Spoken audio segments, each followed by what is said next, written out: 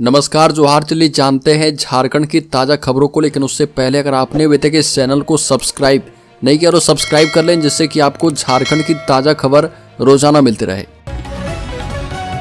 सबसे पहली खबर, जमशेदपुर में अतिक्रमण हटाने गई टीम पर पथराव, कुत्ते छोड़े गए। बता दें कि जमशेदपुर के सोनारी थाना क्षेत्र के सर्किट हाउस एरिया में अतिक्रमण हटाने गई टाटा स्टील लैंड डिपार्टमेंट की टीम पर स्थानीय लोगों ने पथराव कर दिया।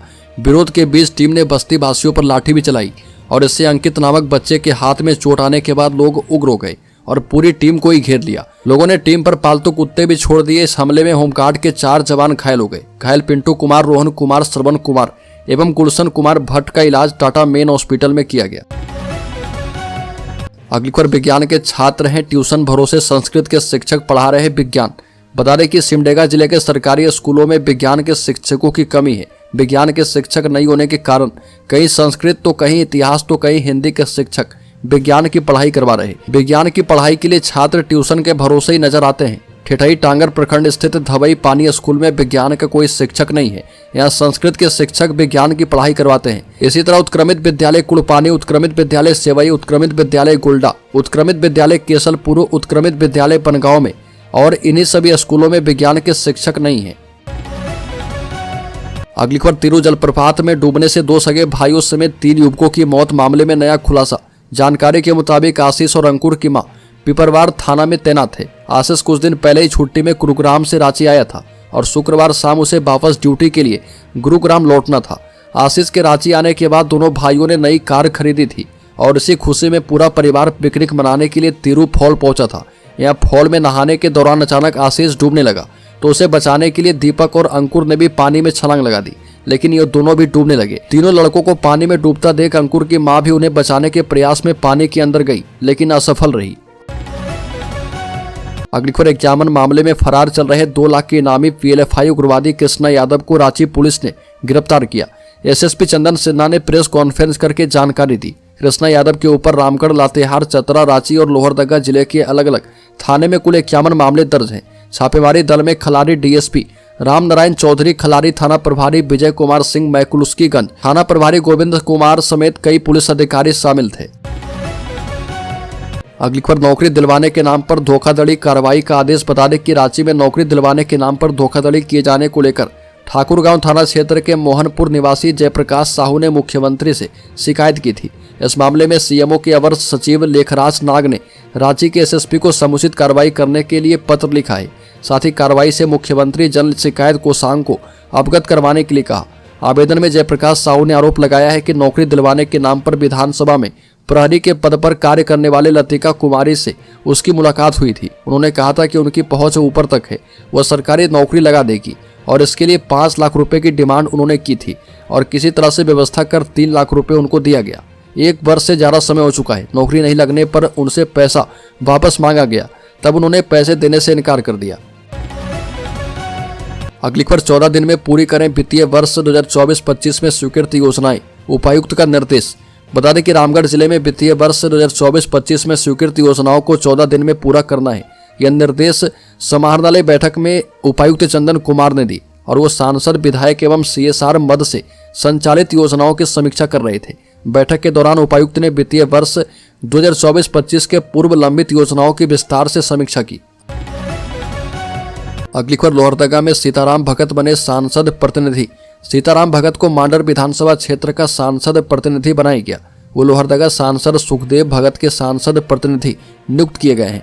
लोहरदगा लोकसभा क्षेत्र के अंतर्गत मांडर विधानसभा क्षेत्र से वो आते हैं और इसमें मांडर के अलावा चान्हो, बेड़ो, इटकी एवं लापुंग शामिल है। वो इस क्षेत्र के संसदीय कोष एवं सरकार द्वारा संचालित लोकहित एवं कल्याणकारी कार्य और विकास योजनाओं की निगरानी एवं कार्यान्वयन सुनिश्चित करेंगे।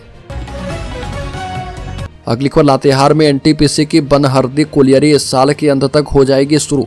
लातेहार जिले के चंदवा प्रखंड स्थित बनहरदी कोलियरी इस साल के अंत तक यानी दिसंबर में शुरू हो जाएगी। यह जानकारी पीबीयूएनएल के सीईओ आरके सिंह ने प्रेस वार्ता में दी। यह कोलियरी एनटीपीसी को आवंटित की गई है। सीईओ ने बनहरदी कोल परियोजना की कई योजनाओं की जानकारी दी है और कहा कि ऐसे निकलने वाला कोयला रेल लाइन के माध्यम से पतरातू लेकर जाया जाएगा। परियोजना क्षेत्र से 9 किलोमीटर दूर चेतर रेलवे स्टेशन पर कोल साइडिंग बनाई जाएगी। अगली खबर, जल्द पूर्ण करें कोलेबिरा मनोहरपुर सड़क निर्माण कार्य। बता दें कि डीसी अजय कुमार सिंह की अध्यक्षता में कोलेबिरा मनोहरपुर तक हो रहे सड़क चौड़ीकरण, निर्माण कार्य एवं भूमि अधिग्रहण कार्यान्वयन की समीक्षा बैठक की गई और मौके पर डीसी ने भूमि अधिग्रहण से संबंधित कार्य की जानकारी ली, जिसके तहत उन्होंने एसी ज्ञानेंद्र एवं जिला भू अर्जन अधिकारी को कोलेबिरा एवं पानो प्रखंड के रैयतों के साथ बैठक करके ससमय भूमि अधिग्रहण से संबंधित कार्य को पूर्ण करने का निर्देश दिया।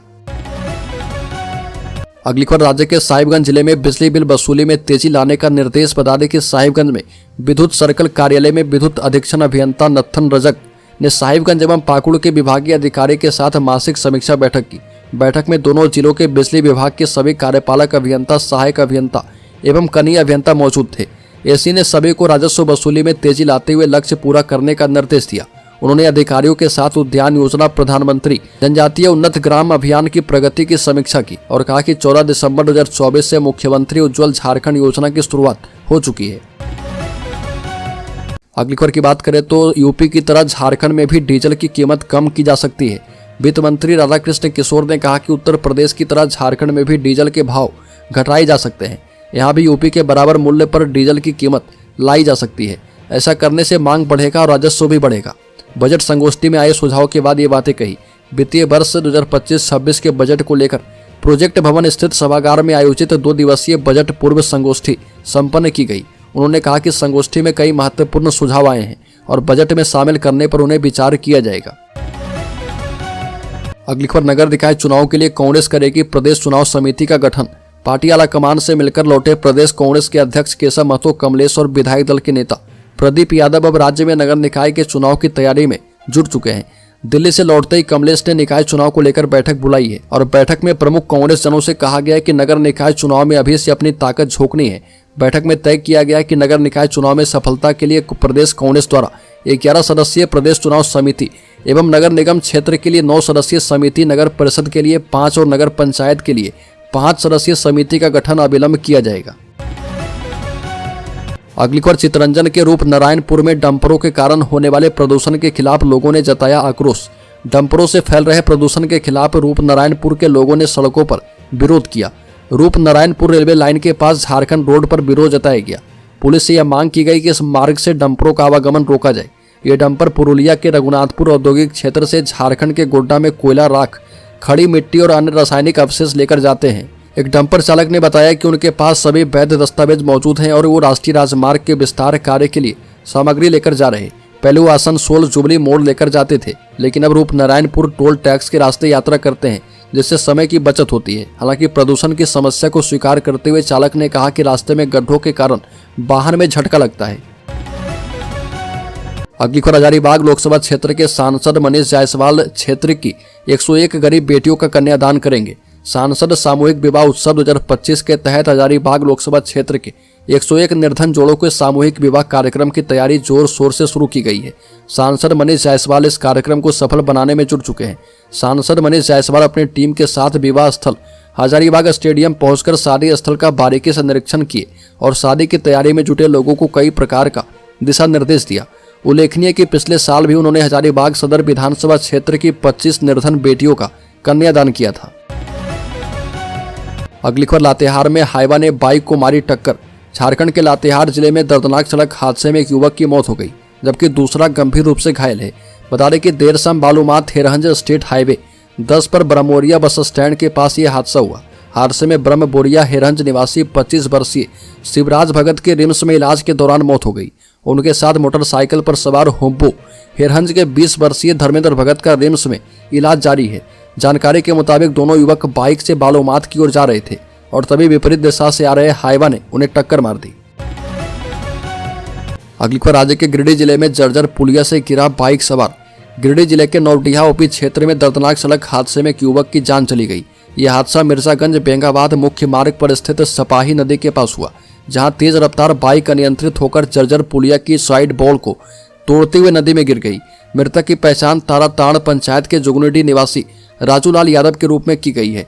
दुर्घटना के समय नदी में पानी नहीं था, जिससे युवक को गंभीर चोटें आई है और मौके पर ही उसकी मौत हो गई। अगली खबर, गणतंत्र दिवस में सेनानी के परिजन और झारखंड आंदोलनकारियों को मिलेगा सम्मान। गणतंत्र दिवस के मौके पर स्वतंत्रता सेनानी के परिजनों और झारखंड आंदोलनकारियों को सम्मानित करने का निर्णय किया गया। पत्थलगढ़ा में गणतंत्र दिवस के मौके पर झंडोत्तोलन के समय का निर्धारण को लेकर प्रखंड कार्यालय सभागार में बैठक की गई और बैठक में भव्य आयोजन और सेनानी के परिजनों को सम्मानित करने का निर्णय किया गया। बता दें कि इस बार प्रखंड में सरकारी और गैर सरकारी संस्थानों में झंडोत्तोलन को लेकर लोगों ने अपने विचार रखे हैं और समय का निर्धारण किया गया है।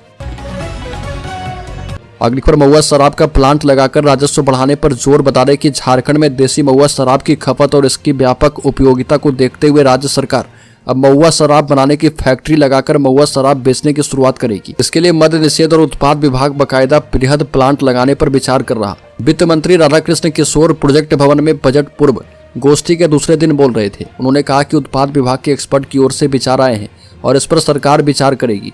मंत्री ने कहा कि चूंकि महुआ का सेवन स्थानीय स्तर पर बड़ी मात्रा में किया जाता है, इसीलिए गोवा की तर्ज पर विभाग विनिर्माण संयंत्र स्थापित करने पर विचार कर सकता है ताकि लोगों को अधिक परिष्कृत महुआ पेय उपलब्ध करवाए जाए।